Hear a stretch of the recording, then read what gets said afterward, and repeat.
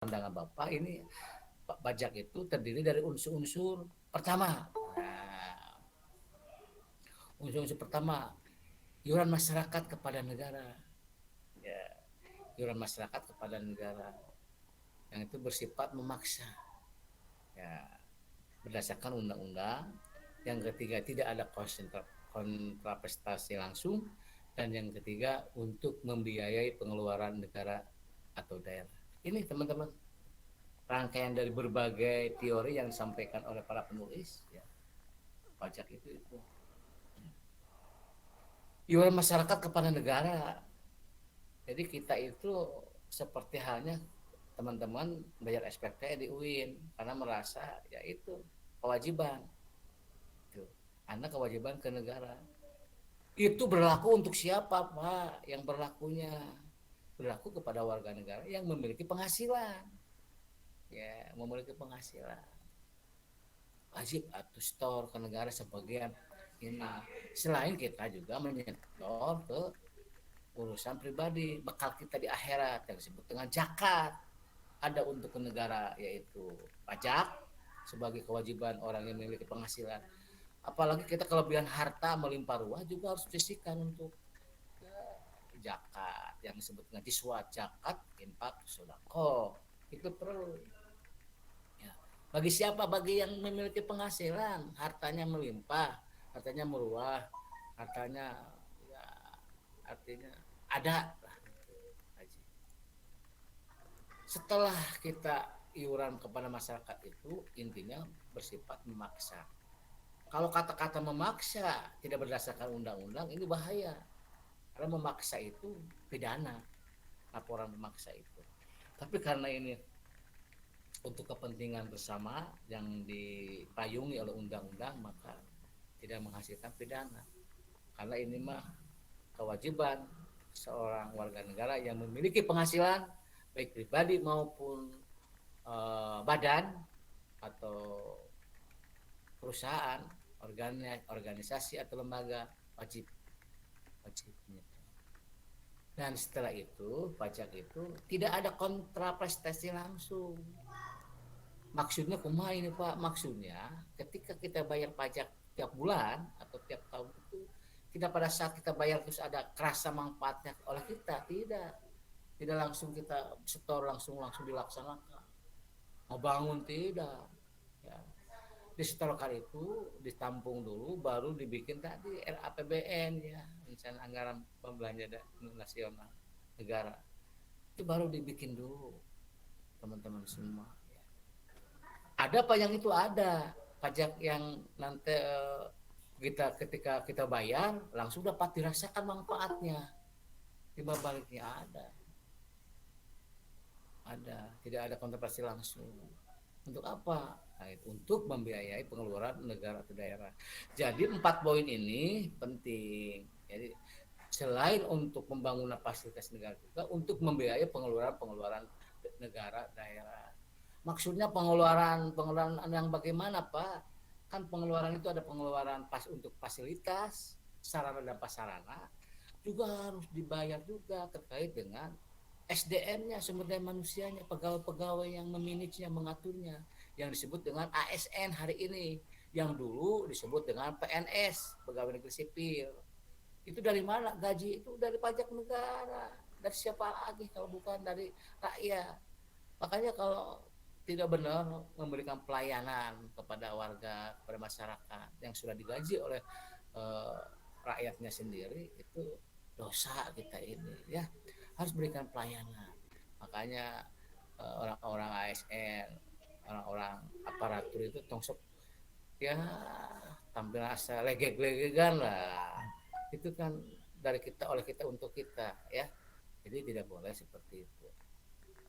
Apabila ternyata dari 3 poin atau 4 poin ini terpenuhi, apa yang terpenuhinya kebutuhan atau dananya, malah ada surplus, ada nilai lebih, maka itu biasanya digunakan diinvestasikan untuk kepentingan publik selanjutnya. Ya, tidak dihabiskan mentang-mentang kalau lebih tahun ini anggaran tuh oleh fiskal atau pegawai pemerintah terkait dengan pajak dibagi-bagi oh bagi-bagi, oh udah ada nilai surplus, nggak usah disimpan sebagai kas atau dana awal untuk tahun atau bulan berikutnya. Seperti di keuangan.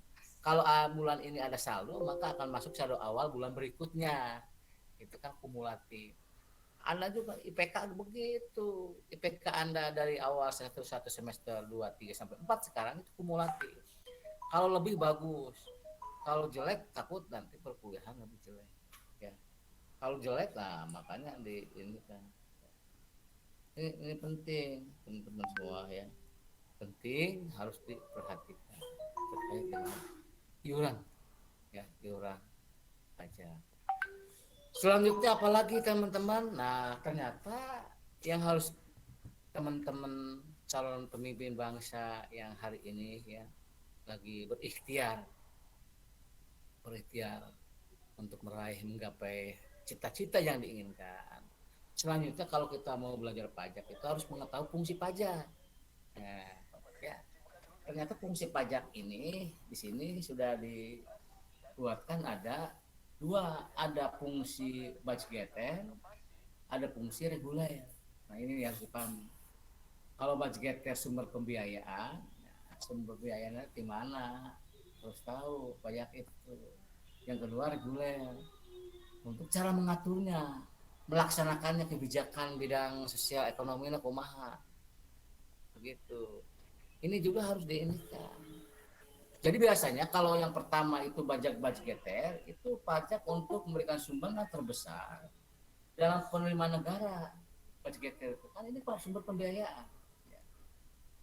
Jadi harus rata-rata kurang lebih 60 sampai 70% penerimaan pajak itu memenuhi postur untuk APBN. Ya. Oleh karena itu pajak ya merupakan salah satu sumber penerimaan pemerintah yang menjadi andalan. Jadi andalan.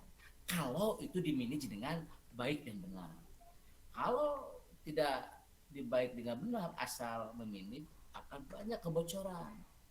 Kebocoran misalnya seharusnya 1.000 miliar misalkan yang keterima cuma 500 miliar. Itu salah satu contoh. Oh, kenapa bisa begitu? Karena mengalami banyak kebocoran. Agar supaya tidak bocor, maka pajak ini harus dilakukan dengan manage, dengan pendekatan yang baik kepada warga masyarakat. Kenapa? Karena perpajakan di Indonesia sistemnya itu self assessment.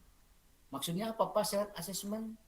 Maksudnya pajak ini dibayarkan oleh warga negara itu dengan diserahkan kepada masing-masing warga negaranya, diserahkan kepada individunya. Mangga silakan Anda berpenghasilan, silakan Anda berpenghasilan berapa, hitung sendiri, sabar bayar pajak, setor sendiri ke kas negara. Jadi banyak yang tidak setor karena bebas kebebasan, padahal kita itu sudah tahu. Apalagi misalkan yang kerjanya itu yang di luar instansi lembaga pemerintahan atau di swasta atau barangkali individu. Ini teman-teman gambaran-gambaran yang minimal harus dipahami terkait dengan budget capital. Selanjutnya yang harus dipahami juga terkait dengan uh, yang disebut dengan reguler ya, reguler itu fungsi mengatur nomor 2.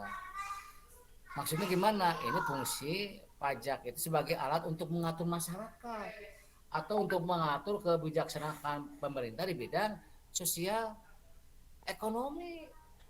Nah, ini penting, peningkatan penting sosial ekonomi.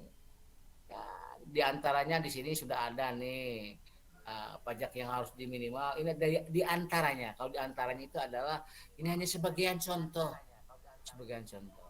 Ada pajak minuman keras, pajak penjualan atas barang mewah, pajak kendaraan bermotor dan seterusnya.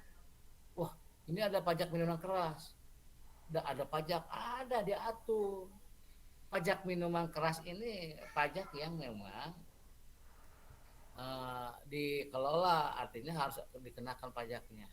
Pertanyaannya, Pak, kan minuman keras dilarang. Iya dilarang. Tapi kenapa pajak? Kalau begitu sama aja dengan rokok. Rokok kan dilarang. Tapi kan berjalan. kan gitu.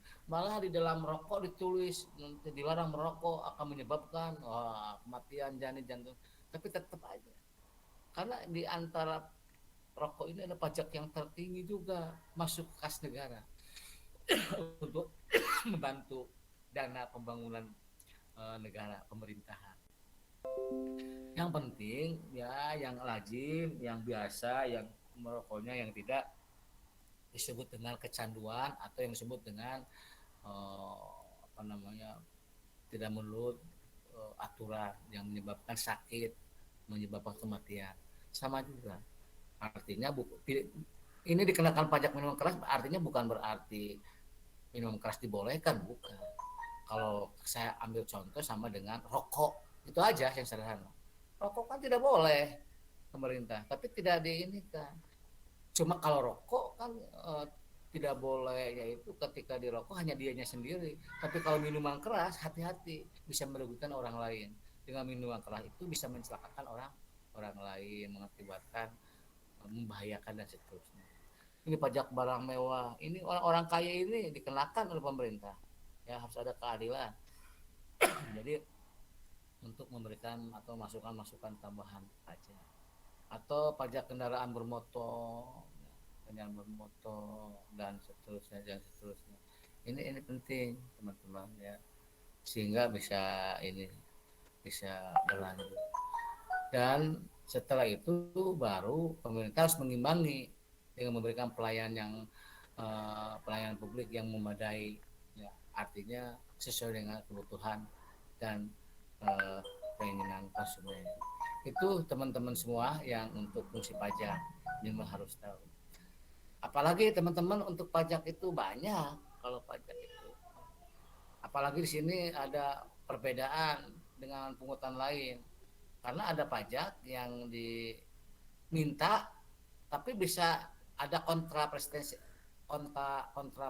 langsung atau yang sering disebut dengan timbal balik langsung. Ada ini retribusi. Contohnya apa? Contohnya tukang parkir itu pajak. Jangan disebutnya retribusi. Kalau dulu bapak tahun 90-an ya, yang parkir itu punya kupon parkir itu. Nah, tukang parkir itu mayar ke pemerintah daerah. Satu gepok itu berapa, oleh tukang parkir dihargakan, ambil selisihnya. Jadi pemerintah mendapatkan raspet langsungnya. Cuma kontrapasi langsung yang dirasakan timbal baliknya, Anda itu parkir disiapkan tempat, mau keluar dibimbing, diarahkan takut kena ke mobil yang lain. Kalau keluar pinggir jalan takut diberi jalan ke jalan umum. Itu adalah pelayanan kontra prestasi langsung yang disebut dengan timbal balik langsung. Ya, itu contohnya salah satu kontribusi ya. Yang berikutnya adalah sumbangan. Kalau sumbangan ini kan sukarela. Ada kasih tidak ada jangan maksa, kan? Bukan kewajiban. Tapi dengan sumbangan ini kebanyakan pihak-pihak yang memiliki ya aset negara atau aset kekayaan yang sudah melimpah ruah. Ya, misalkan memberikan jalan, untuk memberikan tanah untuk jalan, wakafkan masjid dan sebagainya, atau yang berhubungan kepentingan negara. Ya. Ini tidak berbeda dengan pajak-pajak yang lain, tapi sama membantu kepada pihak-pihak yang ini. Itu teman-teman yang bisa untuk tahap awal yang Bapak sampaikan, teman-teman ya, yang bisa Bapak sampaikan. Jadi yang masuk sekarang 34 ya. Tadi ada yang baru masuk ke Bapak di ini karena dia udah banyak ting masuk ini ya. Udah nggak apa-apa. Itu adalah gambaran dari definisi ya, terus tentang perpajakan, pengertiannya, kesimpulannya terkait dengan hak-hak dan lain sebagainya. Oke teman-teman, sebagai partisipasi saya selalu ingat kalau orang-orang manajemen itu harus selalu minimal casing itu dikuasai. Perpajakan itu salah satu ilmu yang oleh teman-teman calon pemimpin ini di manage, manage management, to manage mengatur. Kira-kira apa tujuan diatur, teman-teman? To manage. Izin Pak, saya Daniel. Silakan, Dani. Ya, tujuan dari sesuatu diatur itu bukan karena ingin memaksa gitu ya Pak, cuman agar sesuatu itu berjalan sesuai alurnya Pak. Jadi tidak saling bentrok satu sama lain dan juga tidak saling menyebabkan ketidakadilan gitu Pak. Ya, itu menurut saya. Daniel, sebutkan atau nomor asim Oh berapa? ya, nomor absen 18 Pak, maaf. Daniel nomor 18. Jadi begitu. Kenapa larinya ke manajemen? Nah ini saya buka lagi casingnya. Nanti masuk ke perpajakan. Dikit sampaikan, kita ngobrol. Kalau dengan begini, saya mudah-mudahan harapannya bisa Anda masuk ke paham gitu, memahami. Karena kalau terus ngobrol sampai tuntas tutup, kasihan nunukan dan lain sebagainya. Tadi manajemen. Jadi Kang Daniel, awas pahami teman-teman semua. Ah, ini jurusan manajemen, Bapak ini petarung semua nih. Karena ini suka ditanyakan di sidang kompre nanti. Awas nanti. Anak itu kan jurusan apa? Jurusan manajemen, Pak. Benar, jurusan manajemen. Itu tuh namanya casing dan teorinya. Jadi kalau tim manajemen apa sih manajemen itu? Pak, manajemen itu to manage. To manage itu apa? Mengatur. Kan gitu, mengelola, mengatur, mengelola. Pertanyaannya apa untuk tujuannya diatur? Pertanyaannya apa tujuannya dikelola? Tadi Kang Dani sudah, cuma tidak dan sesuai dengan apa yang Bapak harapkan. Tapi itu udah betul, betul. Cuma yang paling betul itu teman-teman hati-hati. Jawabannya itu seorang yang sama sarjana ekonomi SE yaitu harus tepat. Jadi tujuannya diatur agar semua unsur-unsur yang 6M yang dikenal 6M apa ada ya, yang 6M itu betul-betul berdaya guna dan berhasil guna, bermanfaat, kan diatur kurang gitu. Yang 6M itu apa saja ya? Izin menjawab Pak Izin Elnino menjawab Pitasari. Pak Silakan siapa? Duyanto Ramadan. Elni dulu yang duluan, Elni tadi punten. Nomor absen 27 Pak. Sebutkan dulu apa 6M. tuh. Oh, Assalamualaikum warahmatullahi wabarakatuh. Izin menjawab Pak Elnino Pitasari. Nomor absen 27. Yuk. 6M itu man, money, material, mesin, method, market. Oke, Neng Erni. Oke, Kang Duyanto silakan. Assalamualaikum warahmatullahi wabarakatuh. Salah. Perkenalkan nama saya Duyanto Ramadan, nomor absen 25 Pak. 25 ya. Iya, 6M itu man, money, material, method, mesin, dan market. Oke ya, itu harus diketahui ya teman-teman. Tujuan diatur. Oke. Nah, hal tadi sudah disampaikan oleh Bapak tentang perpajakan. Ya, tadi Kang Duyanto. Kira-kira ada yang tahu tadi yang disampaikan Bapak pajak itu apa ya tadi? Izin menjawab Pak. Silakan. Izin menjawab Desintariati absen 15. Pajak merupakan iuran masyarakat kepada negara yang dapat dipaksakan berdasarkan undang-undang dengan tidak mendapatkan kontraprestasi langsung dan digunakan untuk pengeluaran negara yang bersifat umum. Oke, Neng, tadi itu Neng Sinta ya? Ya Pak. Nomor berapa? Ya Pak. Nomor urut berapa? Urut 15. Jangan lupa nomor urutnya. Jangan terlalu buru-buru ya teman-teman, santai aja. Jadi bapaknya nyatat dulu maksudnya. Yang penting mah kecatat teman-teman, ngapain buru-buru tuh kecatat mah rugi. Saya ini jangan rugi dan biasa supaya Anda itu tenang. Yang penting mah teman-teman, nama saya Pak Asep Dahlan nomor urut 5 gitu aja. Bener Excel nggak jawab nomor sekian. Kecatat apa? Ya tenang. Gitu. Udah pasti saya ini teman-teman juga bisa ngejawab. Mau tinggal ngebuka, tinggal Google, tinggal liatin. Tapi saya yang dilihat itu yang percaya diri sok sebutkan. Itu yang akan Bapak panggil percaya diri dong. Ayo, apa-apa. Gitu. Bapak kenapa ingin nanya ini supaya dua arah sekali. Kalau terus Bapak kultum, narunutan. Kalau gini sudah mudah-mudahan. Dan Bapak ingin tahu minimal Bapak mah nu aktif kayak nu bakal nilai nanti gitu. Kenapa serius mau mau maju, mau ada satu penambahan ilmu. Ya. Dan yang paling penting bukan itu teman-teman. Jurusan manajemen itu calon pemimpin. Ya lah orang diajar ngobrol gitu banyak orang gitu loh. Ya banyak orang ngobrol. So, kan baik dising-sering diketawain juga biarkan aja. Nanti juga akan ada satu benar nyesel saya nggak ini gitu. Ada positifnya nanti. Terima kasih tadi. Jadi kesimpulannya itu kalau unsur-unsur pajak itu apa saja ya? Ada berapa? Silakan. Izin Pak, Dewi Masaropah. Oke, silakan. Absen 17. 17 ya. Dasar-dasar pajak seperti yang tadi dikatakan oleh Bapak. Yang pertama ada pengertian pajak, yaitu pajak adalah iuran rakyat kepada negara berdasarkan undang-undang yang dapat dipaksakan untuk kepentingan negara berdasarkan umum.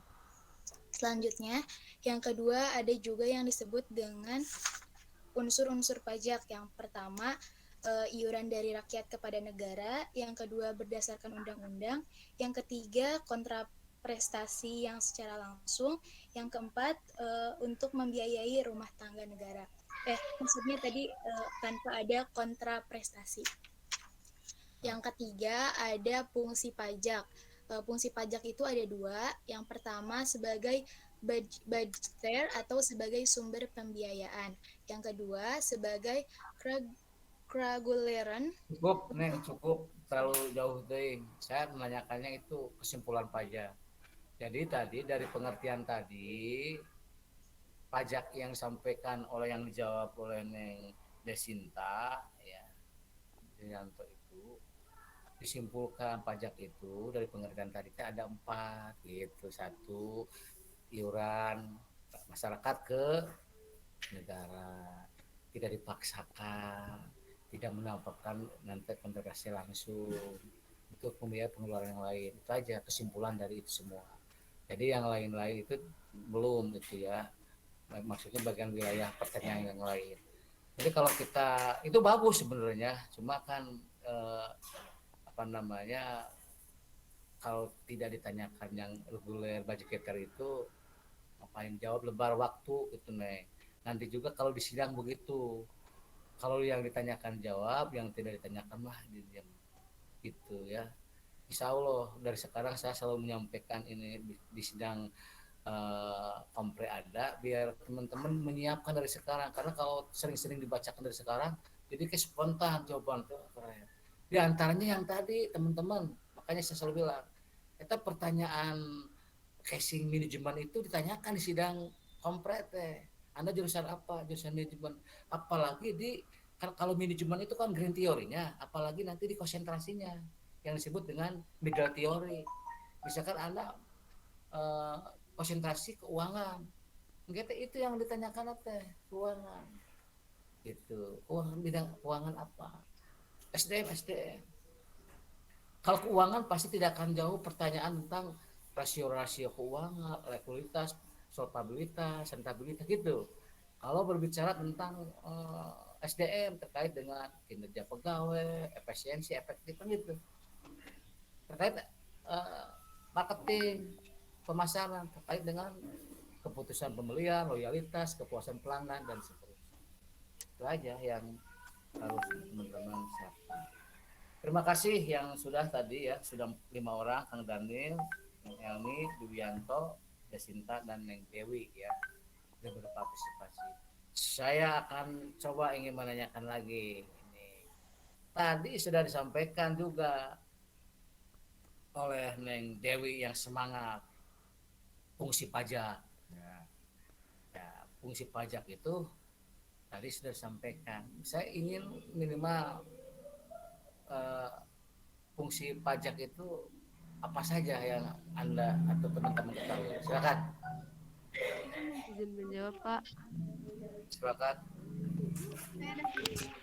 Nana Putri Maulana Sabeni, absen Paradita 14. Purmasta.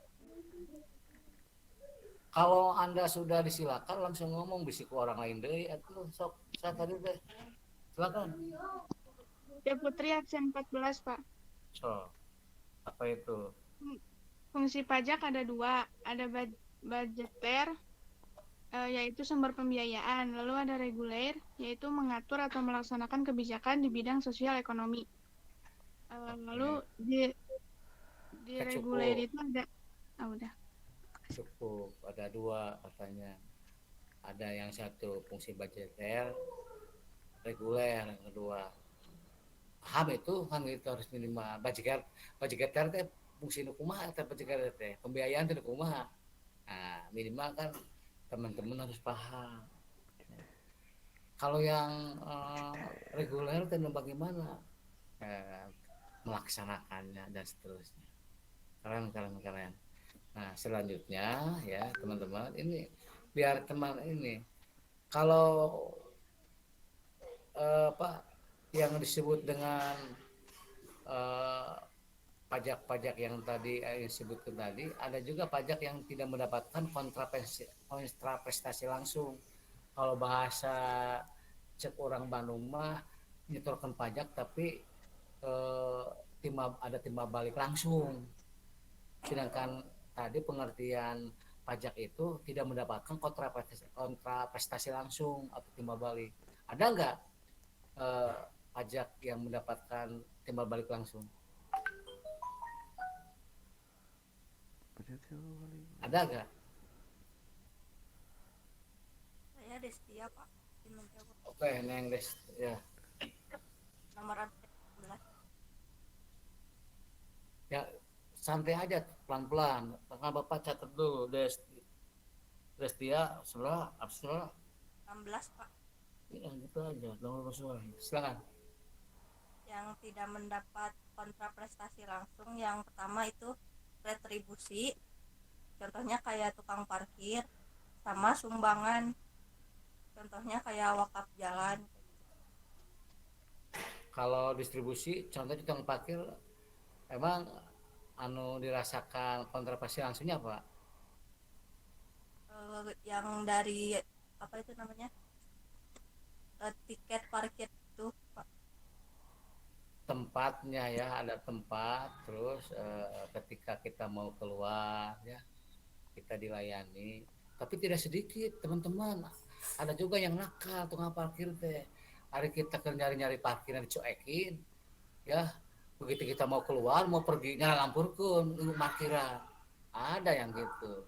Jadi perlu duit namanya hunkul ayah, tapi kan we jelema teh beda-beda ya, satu saya berbeda-beda.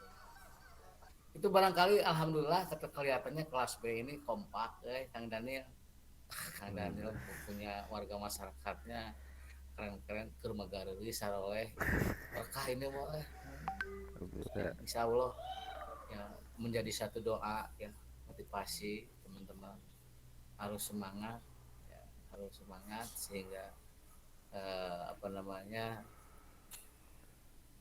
ini akan menjadi satu berkah untuk kita semua. Itu baru sedikit gambaran. Nah, sekarang kita lanjutkan lagi sedikit lagi terkait dengan itu teh. Apa lagi kira-kira mana ininya? Ntar dulu, ininya belum keluar ya. Ntar dulu Kang. Ini sudah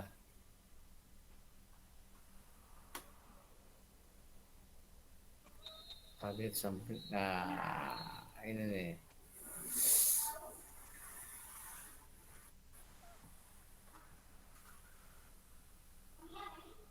Udah kelihatan belum, Neng? Udah, Pak.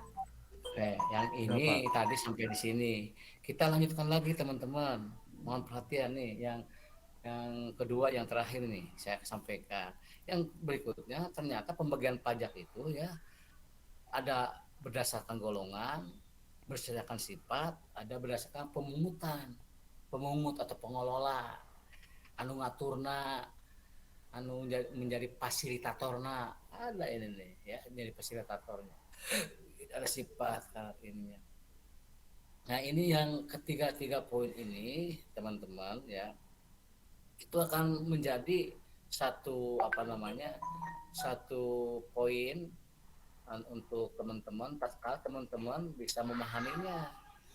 Contohnya misalkan terkait dengan pembagian pajak berdasarkan yang disebut dengan berdasarkan golongan. Karena ada satu pajak langsung, kedua pajak tidak langsung. Nah, minimal pajak langsung itu apa? Pajak tidak langsung teh. Ya. Jadi yang disebut dengan pajak langsung itu, teman-teman, pajak yang harus ditanggung sendiri oleh wajib pajak. Jadi tidak dilimpahkan kepada pihak lain, kepada orang lain, harus ditanggung sendiri. Contohnya pajak penghasilan. Amung Kang Daniel, ya, Neng Elni dengan Kang Dwianto, misalkan Neng Disista, Neng Dewi Nekuti dan ini Destia punya penghasilan 10 juta. Tah pajaknya itu tidak bisa dilimpahkan, dibebankan, ditanggung kepada orang lain, bayar aja sendiri, gitu, bayar sendiri. Kenapa? Karena ini sebutnya pajak langsung, pajak penghasilan. Tetapi kalau pajak tidak langsung, pajak yang bebannya itu dapat dilimpahkan kepada pihak lain. Maksudnya kumaha Pak? Contohnya pajak pertambahan nilai. Gitu. Kumaha maksudnya Pak? Masih bingung. Kalau kita belanja di swalaya, supermarket, walaupun kepentingan kita belanja bebarengan, digabungkan hitungannya, bisa dilimpahkan, dibebankan struknya ke sama-sama dengan teman, bisa tidak ini. Karena itu pajak tidak langsung, bebannya bisa dilimpahkan.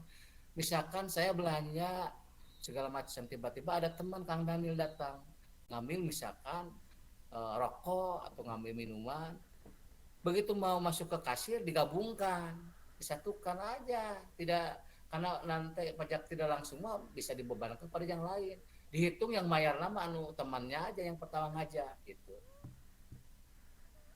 ya. Tapi pajak penghasilan mah yang pajak langsung nggak boleh.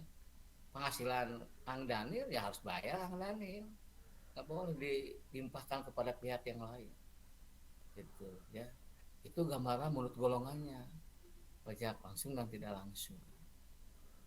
Berikutnya ada pajak menurut sifatnya.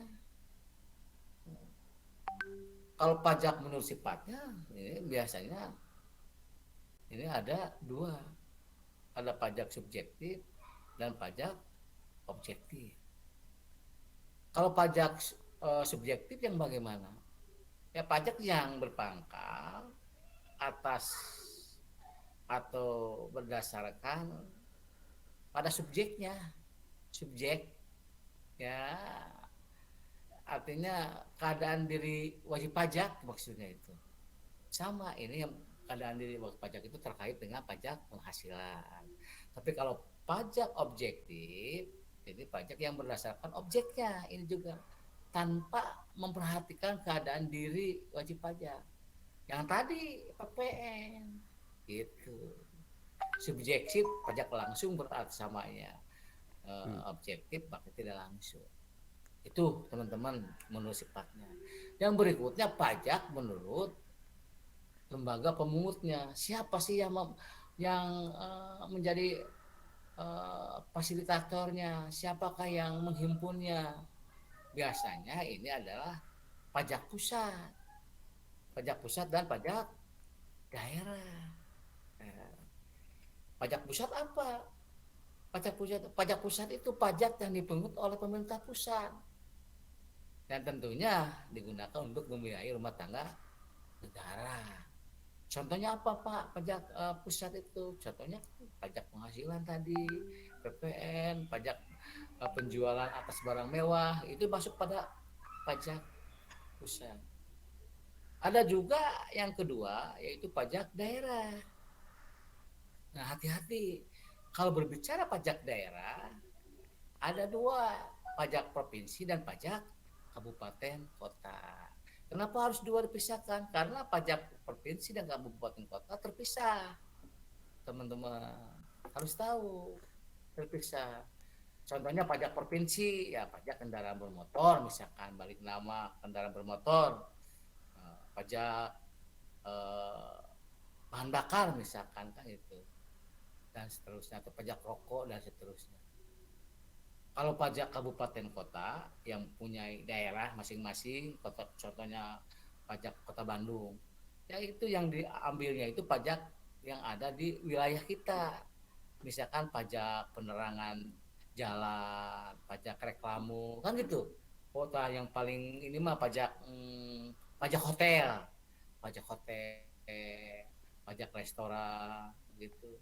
Pajak parkir yang tadi itu kabupaten kota yang distribusi itu, ya kabupaten kota daerah kita ya.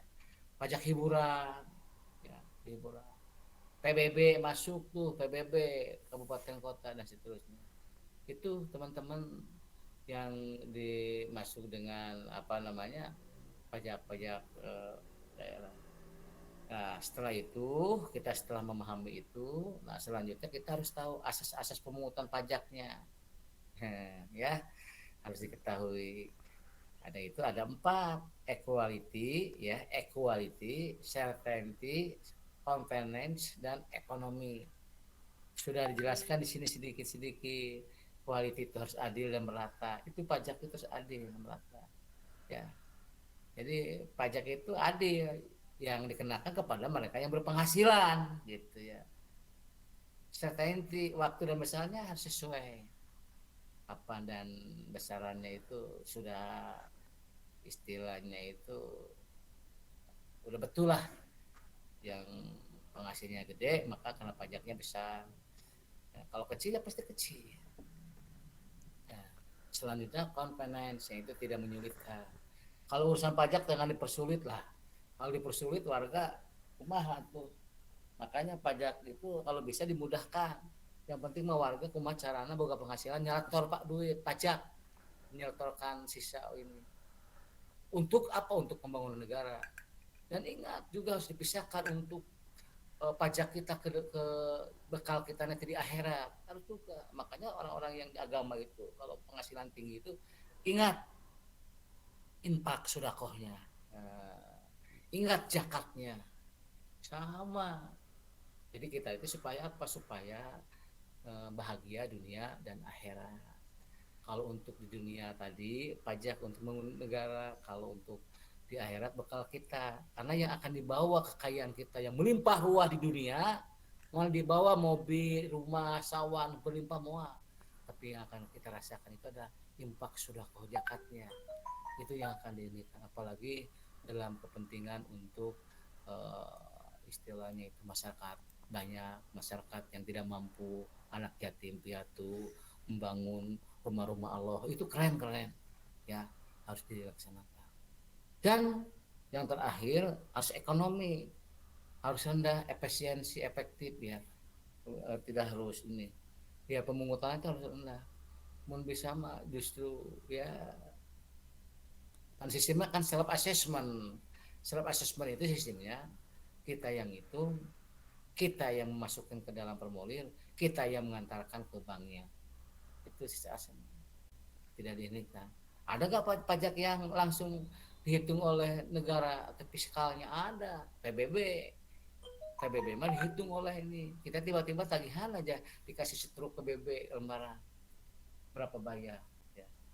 Nah, kita juga harus tahu cara ngitung PBB-nya nanti ya.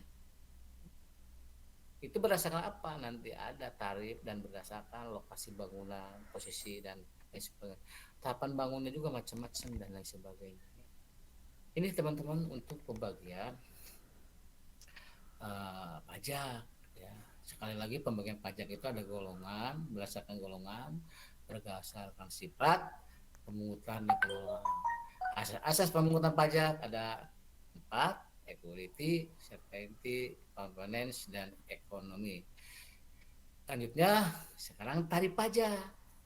Ya, teman-teman. Tarif pajak itu ada progresif, degresif, proporsional, tetap. Ini hati-hati, teman-teman. Ya, tarif pajak ini harus di minimal dipahami, teman-teman. Kenapa sih pahami? Kan dulu mah nggak ada pajak progresif. Ya, kenapa? Karena sekarang sudah mulai banyak warga masyarakat, satu orang itu memiliki kendaraan banyak, makanya dikenakan pajak progresif. Jadi tarif pajak progresif itu jika saya, misalkan jika Kang Dani memiliki 2 buah mobil, ya, 2 mobil di rumah, misalkan 2 mobil, maka Kang Daniel, saya atau Anda semua itu dikenakan pajak atas kepemilikan kendaraan pertama dan kedua. Kalau ketiga, kalau keempat dan keempat dibebankan. Semakin nanti kita memiliki banyak, maka semakin tinggi pembayarannya. Mobil kedua atau ketiga akan memiliki presentasi tarif yang lebih tinggi daripada mobil yang pertamanya. Coba pemerintah itu karena masa dikuasai oleh segelintir satu orang, punya mobil T5 negara sih teh baru jangan dipakai nama eta gitu. Buat ngapain ya, bikin macet berjalan gitu. 5 dipakai, bukan mobil 5 dipakai hiji, padahal tiap tahun harus bayar pajak, kena pajak progresif lagi. Nah itu ya, makanya masyarakat mah lebih pintar deh, walaupun ada pajak progresif, ingin mobil 5 bisaan masyarakat mah. Namanya atas nama suaminya saja, bagi-bagi bisaan ya. Atas nama suami, atas istri, anak, tetangga jika perlu, gitu dan seterusnya. Jadi itu kena progresif, kalinter zaman akhirnya ngaran manusia mah tidak kawan kumaha caranya gitu. Tapi silakan saja kalau mau demikian ya, silakan saja. Yang penting mau kita mau bermanfaat untuk kita semua. Dan kalau tidak efektif efisien, kenapa beli mobil tidak dipakai misalkan? Tiap tahun tetap harus bayar. Nah gitu. Ingat zakat. Ayat orang ke dunia akhirat UIN dilawan ya, UIN. Udah pakai Islam negeri. Tetap kita mah balik lama kita akan berpulang ya ke Sang Pencipta, tetap balik lagi. Tapi di sini juga kita harus punya prinsip. Kalau lagi nyari rezeki untuk kehidupan suami, istri, anak, seolah-olah kita akan hidup selamanya gitu. Tetapi kalau kita sudah mendekatkan diri kepada Allah, lagi sholat, lagi mau apapun, seolah-olah akan meninggal besok. Kita akan khusyuk. Kita akan betul-betul merasakan kehadirannya ya, di samping kita, sehingga apapun kita akan dilaporkan ke Sang Pencipta. Insya Allah maha segala-galanya, udah aja aina nama laporkan ke Sang Pencipta gitu ya. Begitu teman-teman. Pak saya mah tiap hari ngadoa kita tapi dikabulkan wae. Ingat belum waktu meureun atau mana urangna can maksimal kali ngadoa sekali, sholat karena tepat waktu sekali geus. Hati-hati ya. Insya Allah saya yakin belum ada kata terlambat ya. Sukses pokoknya mah teman-teman kelas B ini 4B, Kang Daniel CS dan teman-teman harus semangat. Jadi di Indonesia itu ya tarif pajak diterapkan sebagai metode pengenaan pajak penghasilan orang pribadi. Kebanyakannya itu tentang penghasilan yang harus dipahami. Selanjutnya ada juga pajak degresif. Ya, kalau pajak degresif ini biasanya sebagai tarif pajak tetap, biasanya tidak jauh dengan tarif tetap. Ini nilai objeknya itu kadang-kadang tapi suka berubah.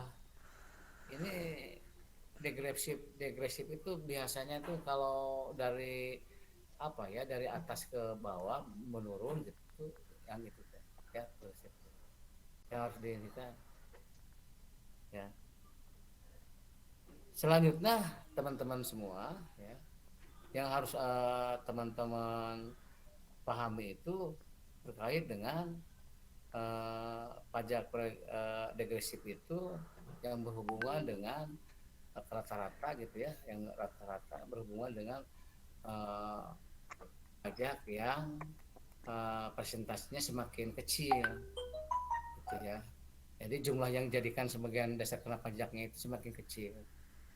Jadi menurun lah gitu, nanti bisa dilihat lah dari daftar pajak diskresif ya. Yang berikutnya yang profesional. Kalau yang profesional itu ya berdasarkan regulasi ya, berdasarkan regulasi aturan. Maksudnya kumaha aturan? Mun aturan misalkan PPN 10%, PPN 10%, maka kalau PPN 10%, maka diterapkan 10%. Ada tidak sedikit, ada teman-teman jadi taiknya 15, jadi berapa, ngapain? Kalau pajak 15%, 15%. Ya, nggak bisa ini. Harus profesional. Berdasarkan apa? Berdasarkan peraturan-peraturan yang sudah ditetapkan. Dan yang terakhir ada yang disebut dengan pasar tarif tetap. Kalau ini jelas tetap itu sebar harga nilainya tetapnya bayar sakit itu biasanya terapkan kepada biaya materai ya, apalagi materai sekarang ada materai baru ya, materai baru. Yang paling penting di sini teman-teman, di materai itu Anda itu bisa menempelkannya materainya itu. Maksudnya kumaha Pak nempel tuh mah gampang, angka transaksi berapa yang ditempelkan dengan materai 3.000, 6.000, apalagi ya 10.000 sekarang sudah berubah. Jadi tahu gitu. Ya, perubahan-perubahan itu ya teman-teman. Itu yang harus diinikan, yang harus minimal dipahami oleh teman-teman semua ya. Oke. Kenapa ini kondisi ininya diam ya? Halo teman-teman. Iya Pak. Iya Pak. Iya Pak. Iya Pak. Kelihatan ininya nggak ya? Kelihatan Pak. Kelihatan Pak. Itu barangkali untuk yang ini tarif ya, apalagi nanti tarif ada tarif perubahan yang lainnya. Ya, saya coba lagi misalkan ada sebelum ke yang lain ya, saya ingin mencoba taruh teman-teman ya. Nah, ini kan tarif progresif degresi profesional. Nah ini sekarang ada tarif iya nih, pajak progresifnya nih. Contohnya sudah kelihatan ya Neng ini ya, Neng Elni, Neng Eka, Kang Daniel. Sudah Pak. Oke. Ini nah namun saya ingin menyampaikan ternyata tarif itu ada tarif pajak lama, tarif baru. Ini yang lama ya, yang lama itu tarif pajaknya itu ya, kalau PKP penghasilan kena pajak 50 juta tarifnya 5%. 50 juta itu artinya dari 0 sampai 50.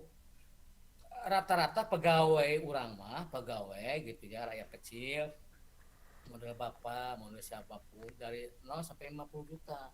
Maka tarifnya 5%. Ya, 5%. Ini yang lama. Yang lama, yang baru nanti kita tahu lah yang baru. Nah, begitupun nanti kalau kita terhadap penghasilannya 50 juta sampai 250 juta, 15%, teman-teman. Kalau 250 juta sampai 500 juta, 25%. Nah, kalau di atas 500 juta, tarifnya 30%. Ini aturan lama. Sekarang muncul aturan baru yang ini. Ini berdasarkan rapat DPR RI ya, yang juga kerjasama dengan Menteri Keuangan, sepakat. Jadi penghasilan kita itu dimulai dari 0 sampai 60 juta. Kalau yang lama kan 50, teman-teman. Ya, sekarang jadi 60 juta, tarifnya 5%. Nah, terus dari untuk yang lebih dari 60 sampai 250 juta penghasilan kita dikalikannya 5%. Ini tarifnya. Kalau yang penghasilannya 250 juta sampai 500 juta, 25%. Kalau yang 500 juta sampai 5 miliar, 30%. Nah, tadi mah sampai di sini. Sekarang mah yang di atas 5 miliar, 35%. Kalau tadi mah di nomor poin 4 teh di atas 500 juta 30%. Kalau sekarang mah di atas 5 miliar. Jadi ini sebenarnya teman-teman, tujuan DPR RI sama Menteri Keuangan itu ini betul-betul ditekan kepada orang-orang kaya yang memiliki penghasilan tinggi. Tadi mah di atas 50 juta itu 3%, ada 5M sebar MG. Sekarang mah dibatasi 5M ke atas 35%. Cara perhitungannya kumaha nanti di pajak penghasilan baik pribadi maupun badan atau usaha. Sekarang minimal tahu dulu gambaran tarif baru ini ngitungnya. Tarifnya harus minimal dipahami kasih ya. Ini luar biasa ya ini. Oke, teman-teman, selanjutnya kita harus tahu dari sini degresif sudah dijelaskan tadi ya. Untuk lebih kecil lebih besar juga proporsional ya, karena pajak nasional PBB ya, untuk pajak tetap materai biasa, materai yang dibebankannya itu ke materai ya. Tidak kalah penting yang harus dipahami oleh teman-teman yaitu kedudukan hukum pajak. Harus tahu hukum perdata, hukum publik, ini mah harus tahu. Hukum perdata itu kan untuk mengatur hubungan satu individu dengan individu lain. Ada aturannya. Hukum publik, hubungan antara pemerintah dengan rakyatnya. Nah, makanya ada hukum tata negara tata usaha. Biasanya ini pebaliut, pekewe, permasalahan masuknya kepada ini publik berhubungannya. Yang harus demikian. Kalau udah kena ranah hukum, teman-teman harus dihindari lah. Ayo permasalahan dan sebagainya itu. Selanjutnya ada yang disebut jenis hukum pajak. Ada hukum pajak material, hukum pajak formil. Yang material bagaimana? Itu terkait dengan norma-norma tentang keadaan perbuatan objek pajak. Ya, ini nih, tentang pajak penghasilan, tentang pajak pertambahan nilai barang dan jasa, tentang pajak barang mewah, tentang pajak bumi dan bangunan, ini pajak material. Nah, tapi kalau pajak formil ini tentang cara-cara bagaimana hukum dilaksanakan. Ini maksudnya ini terkait dengan tata cara perpajakannya gitu. Kita lihat selanjutnya ya. Bagaimana hambatan pemungutan pajak? Banyak hambatannya teman-teman, banyak. Makanya hambatan pemungutan pajak itu ada satu, perlawanan pasif, ada perlawanan aktif. Maksudnya kumaha Pak? Maksudnya perlawanan pasif itu masyarakat nggak mau membayar pajak. Kenapa nggak mau membayar pajak? Dikarenakan satu, intelektual dan moral masyarakatnya, karena tidak paham, tidak ngerti. Dan berarti harus dipahami dulu, harus disosialisasikan. Bayar pajak teh karena negara teh karena naon, itu nggak bangun kene. Gitu.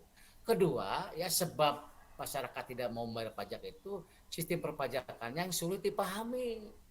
Masyarakatnya tengarti, kunaon tengarti karena sulit, tidak ada sosialisasi, tidak ada penjelasan. Mungkin akhirnya mah bayar pajak. Sedangkan pajak sistemnya self assessment. Self assessment itu dihitung sendiri, disetorkan sendiri. Boro-boro ngitung sendiri disetorkan. Nah, aya mah tengarti, dah sulit tadi, sulit dipahami. Akhirnya bocor, tidak bayar. Atau barangkali sistem kontrol tidak dilaksanakan dengan baik. Tidak ada yang memberitahu, tidak ada pengawasan. Ya, kalau 1 bulan, 2 bulan, setahun, 2 tahun, 3 tahun dibiarkan tidak bayar pajak, maka seolah-olah dia itu sudah merasa benar. Padahal salah. Kenapa merasa benar? Karena tidak ada yang meluruskan, tidak ada yang memberitahu. Akhirnya apa?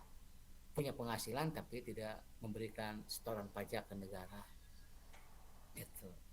Selanjutnya barangkali ini yang kedua ini perlawanan aktif. Yang pasif begitu kalau asing.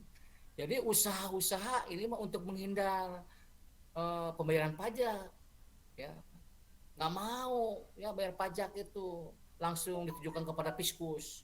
Apa itu Fiskus? Fiskus itu ya pegawai pajak pemerintah yang memberikan pelayanannya mengenai apa saja yang tidak maunya itu misalkan avoidance, yaitu usaha untuk menghindari peringanan pajak. Jadi dengan tidak melanggar undang-undang. Pasien misalkan usaha untuk menghindari pajak dengan cara melanggar undang-undang yang disebut dengan penggelapan.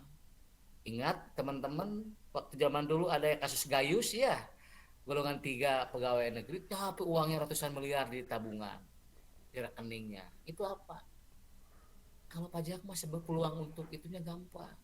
Misalkan perusahaan besar berhubungan dengan minuman aqua, bayar per tahunnya kayak miliaran. Misalkan Coca-Cola ya. Misalkan Coca-Cola membayar misalkan 20 miliar setiap tahun. Kan orang perpajakan bisa aja yang disetorkan 15 miliar 5 miliar disimpan, dibagi-bagikan. Kok bisa begitu Pak? Kan sistem self assessment, dihitung sendiri, dibayar sendiri, transferkan ke bank sendiri. Tidak ada yang ini, gitu. Itu self assessment, gitu. Apalagi misalkan dibantu oleh pihak Fiskus, orang pajak, pegawai pajak, contohnya Gayus. Wah, iya 20 miliar, gede udah aja saya aturin lah yang setorkan 15, yang ini kan 5 miliar kita bagi-bagi. Kenapa? Negara tidak tahu dah self assessment, tidak ditagih oleh negara bayar pajak mah, pajak khusus penghasilan mah, gitu. Kecuali bayar-bayar yang ditagih itu PBB, Pejabat Publik dan Bangunan, yang lain-lain ya kita, gitu teman-teman. Makanya banyak yang bocor. Kalau tidak bocor teman-teman, pajak di Indonesia tidak harus ngutang ke tetangga sebelah, tidak harus ngutang. Banyak yang bocor. Kebocoran-bocoran ini karena dikarenakan satu tadi bahwa kita ini intelektual dan moral masyarakat yang belum kesadaran betapa pentingnya bayar pajak untuk pembangunan kita, atau barangkali sulit dipahami, bisa jadi punten. Dan yang terakhirnya itu pengontrolan. Jadi harus itu. Dan yang terakhir teman-teman ya, pajak penghasilan itu ya harus tahu dasar hukumnya. Yang ini minimal teman-teman pahami sehingga ketika nanti akan masuk kepada jadi pemimpin bangsa, pemimpin satu perusahaan, jadi ASN, Anda betul-betul menjadi orang yang dipercaya, penuh keberkahan ya. Apa yakin itu kembali lagi semuanya itu didasari asa atas niat ya, niat. Bapak mah nggak bisa memberikan yang hebat-hebat. Yang penting mah jujur ya, tong bohong. Sholat tepat waktu, insya Allah sebagai pagar kita, jangan disia-siakan. Kadang-kadang saya selalu mikir, kita itu hidup dibatasi ya. Turunan Muhammad itu dibatasi 60-70. Kita itu sudah dipanggil ke Sang Pencipta. Sekarang kita posisi di 20 sampai 25 teman-teman ini ya. Jadi jangan berapa lagi separuh waktu perjalanan ya. Sekali lagi, kalau mau kaya ini sebenarnya bisa aja kalau kita mau kongkong nakal. Mata kuliah perpajakan itu mata kuliah keahlian. Kalau Anda jago, pintar, insya Allah akan banyak yang nyari. Percaya, amin. Karena tidak sedikit banyak orang yang bukannya tidak bisa, tidak mau pusing, serahkan. Karena pikirannya itu susah, padahal tidak susah. Kan dihubungkan nanti kalau pajak mah dengan, wah takut ini, takut kena hukum, takut ditahan gitu aja. Padahal takutnya kalau salah, kalau benar kenapa takut? Harus ini aja. Itu teman-teman semua untuk yang kedua. Oleh karena itu untuk yang kedua sebagai partisipasi kawan-kawan, saya minta teman-teman ya yang menyimak, mengerti tentang apa yang disampaikan tadi, terutama terkait dengan pembagian pajak, ya, terkait dengan pajak. Saya ingin tahu pajak berdasarkan sifat, ya, ada berapa dan jelaskan. Terima kasih. Silakan. Saya Pak, Gaida Firdaus. Silakan, Mangga. Mangga, silakan. Saya Pak Gaida Firdaus, absen nomor 40. Silakan, yang Gaida. 40. Untuk pembayaran pajak berdasarkan sifat ada dua, ada subjektif dan objektif. Untuk subjektif yaitu pajak yang berdasarkan atas pada subjeknya, yaitu pada keadaan diri wajib pajak. Sedangkan pada objektif yaitu pajak yang berdasarkan objeknya tanpa memperhatikan keadaan wajib pajak. Terima kasih Pak. Kelas B mah para linter resep ya. Keren Kang Daniel, senyum-senyum mah bukan anak buah ya teh ya. Keren. Sok atuh pajak menurut golongan saha tah? Saya Pak. Bagian Saya pajak. Pak Ina Maharani. Paradita Permata Segara. Mangga silakan. Yuk. Paradita Permata Segara absen 33 Pak. Ya. Kalau pajak berdasarkan golongan, ada golongan langsung dan tidak langsung. Kalau langsung itu pajak yang harus ditanggung sendiri kepada pihak pajak. Contohnya pajak penghasilan dan tidak bisa dilimpahkan kepada orang lain.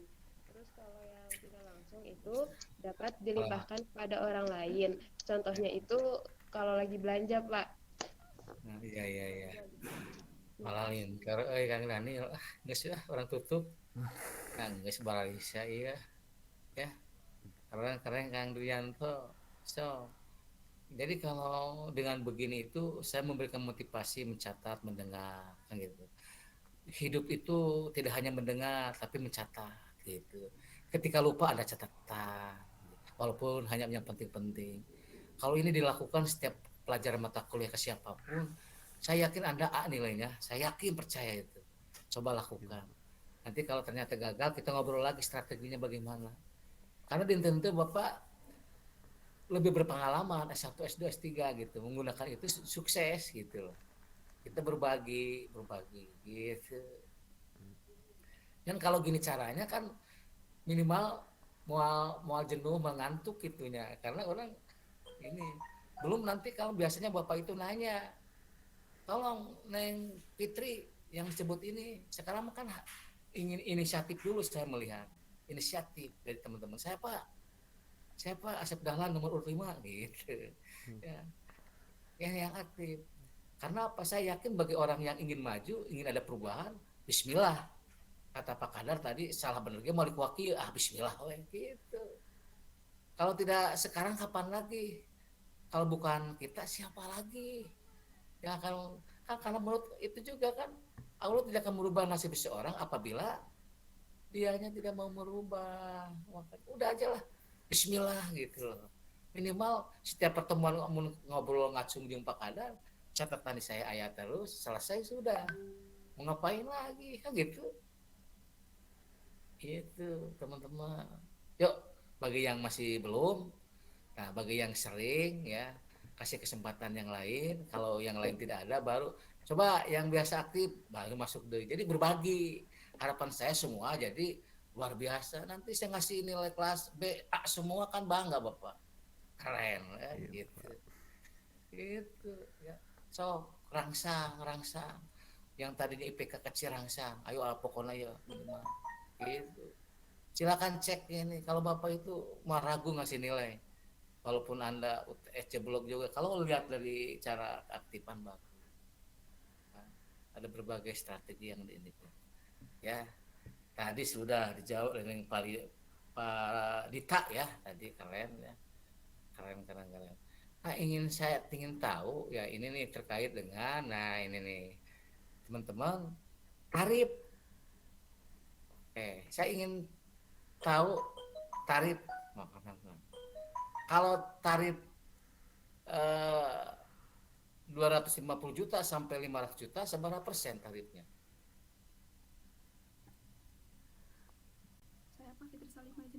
Saya Pak Murni Kartika. Silakan. Urut absennya terakhir, Pak. Oh, sabaraha terakhir teh. 42. Izin Pak buat Murni mah 43 Pak absennya. Oh, 43. Ya. Aing mah absen wae pokok kumaha 42 kali 42 saha?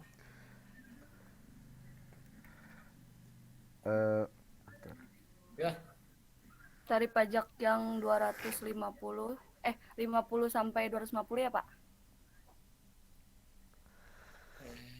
yang berapa tadi teh? Kumaha pertanyaan teh? 250 sampai 500. 250 sampai 500. Kalau yang lama itu dikenakan tarif 30%, Pak. Terus kalau yang baru itu Kumaha? taruh, Pak. Saya lupa lagi. Apa-apa, Neng. Lupa gen penting catat tuh kan. Nah, asal nggak diapa-apain. Saya merangsang supaya sok saya pancing yang sama sekali belum pernah. Yuk ngomong-ngomong kesempatan. Nanti kalau udah sekali saya pesan, kalau udah sekali enjoy loh. Sekali, 2 kali, 3 kali kayak itu nama capetan. Dengerin ge embung, diturunkeun dina mimbar ge embung. Aya ngomong we. Yang mulai Dikenakan tarif 25%, Pak. Oke, 25% begitu ya. Harus diinikan. Ada aturan baru yang akan ditetapkan tanggal 1 Januari 2022 terkait yang uangnya apabila pajaknya itu di atas 5 miliar seberapa? Saya Pak Fitri Salimah izin menjawab. Enggak. Nomor absen 38. Nomor absen 38. Fitri Salimah. 38? Iya. Yuk. Tarif pajak yang baru yang di atas 5M dibebankan sebesar 35%. 35%. Tuh, tarifnya kan sudah pernah tahu teman-teman. Nanti pertemuan berikutnya baru kita masuk. Maksudnya gimana tarif-tarif ini? Kita ambil contoh pajak penghasilan Neng Dini 7,5 juta kan. Nanti aja dibahasnya gampang 7,5. Berarti 7,5 kan di bawah 10 juta kan. Tarifnya tong make anu tarif nu gede, anu 5% gitu. Ternyata 5% tinggal kalikan sekian. Tapi ingat, itu gampang kalau kita single. Tapi kalau yang sudah menikah, tanggungan berapa orang, nah gitu awal. Punya anak, punya ini, itu masuknya dikurangi beban PTKP, penghasilan tidak kena pajak, dikurangi dan seterusnya. Nah itu nanti pertemuan, cara perhitungannya pasal 21, dan nanti kita juga pasal 225. Itu aja sebenarnya. Dan sering kepake mah teman-teman pasal penghasilan. Kayak pajak barang mewah, pajak dan naon teh materai mah geus puguh eta mah teu kudu dihafalkeun. Cuma Anda harus tahu kalau aya duit 500 juta dina bon, dina kwitansi ditempelkan materai sabaraha harus tahu. Nempelkeun lah gitu, jangan asal ini. Saya pernah jadi direktur keuangan dan SDM di Kamar Sejahtera, direktur keuangan. Ketika oleh pimpinan, "Yuk Pak Kadar, bagian Pak Kadar nggak wawancara tuh ada 3 pegawai yang sudah saya terima wawancara. Kamu dari mana? Saya dari keuangan Pak, konsentrasi keuangan di mana di Unpad. Saya tuh punya bon. Ini materai, ada materai 3.000, 6.000 ya. Dulu itu masih belum ada 10.000. Silakan tempel. Ada 5 bon, tempelkan materai yang berapa yang layak di. Ternyata ada juga orang keuangan tidak tahu nempelin materai seberapa ya. Ada juga yang gagal gara-gara materainya salah. Ya materai itu kecil tapi di dalamnya penuh makna. Ada Garuda, ada tanggal, ada ini. Salah satu aja tidak diisi aja teman-teman. Itu tender itu bisa gagal. Tender itu. Orang-orang tender itu hati-hati. Kan itu sudah disediakan sarana di dalam materai itu. Ketika dicek, padahal dia sebenarnya harus memenangkan tender, cuma gara-gara materi digagalkan. Apa, kan ada Garuda, di bawah Garuda ada tanggal. Makanya di materi itu jangan lupa, kita kadang-kadang lupa tanda tangan materi itu. Tapi si materinya jangan dipakai tanggal. Sok masih pemeliharaan. Padahal itu harus ditulis tanggalnya. Tanggal transaksi kita tanda tangan itu tanggal sabaraha. Harus dicantumkan. Kalau tidak, itu tender yang 5M, pengurugan tanah sampai gagal. Begitu dicek oleh tim pengawas, kenapa gagal? Ini Pak, kalau ini udah mendekati harga, tapi materinya tidak ditandatangani. Ini jauh harganya, tapi materinya ditandatangani. Yang diambil yang jauh harganya ditandatangani. Jadi untungnya yang ini. Nyesal tuh. Artinya siapa yang lalai? Yang lalai itu berarti pegawainya. Kalau pegawai dari UIN Bandung, oh ini nih, calon kader-kader penerus. Begitu ditugaskan itu, hati-hati. Ingat cepat kadar, ya lelang naon, ya tanggal kadar bisa pohon gitu. Terus nilai berapa? Materi ini nih, itu dan seterusnya. Itu saja barangkali teman-teman ya pertemuan pada hari ini. Mudah-mudahan penuh berkah di hari Jumat. Anda soleh semua. Bagi kaum Adam siap-siap untuk kuliah atau untuk Jumatan ya, jangan lupa yang kasep, yang ganteng, jangan asal ke masjid ya, berhadapan dengan Sang Pencipta, memohon apa yang Anda inginkan, ya jangan karena kalau ada keinginan baru, kalau lagi bahagia happy pohon deui dengan sholat berjamaah ya. Ibu-ibu Dharma Wanita sami ya, jangan lupa ibu-ibu Dharma Wanita, Anda itu penerus ya, penerus. Saya selalu mengingatkan hidup ini hanya 50 sampai 70 tahun, hanya sebentar itu kalau panjang umur ya, catat kalau panjang umur. Buktinya kemarin saudara bapak seumur 50 tahun jago ringkas. Di perjalanan Bekasi Bandung kilometer 80 berarti daerah Purwakarta, tiba-tiba detik-detik terakhir ditarik oleh Sang Pencipta, meninggal serangan jantung. Coba kalau udah kun fayakun, innama amruhu idza arada syai'an an kun fayakun, meninggal di tengah jalan. Sungguh jago ringkas jeung bapak teleponan ngobrol sore, berangkat balik jadi meninggal. Padahal di warga, di bapak ya, siangnya sholat duhur berjamaah, malamnya jam 23 pengumuman innalillahi wa inna ilaihi rajiun, Bapak Muhammad Fakih telah dipanggil. Padahal duhur sholat berjamaah yang bapak di masjid. Ya Allah, berarti tidak mengenal tua, tidak mengenal muda, mesti panggil sama ya Allah. Ini saya menyayangkan masih ada yang nutup ya, yang nutup ininya. Kenapa gitu ditutup nanti layarnya?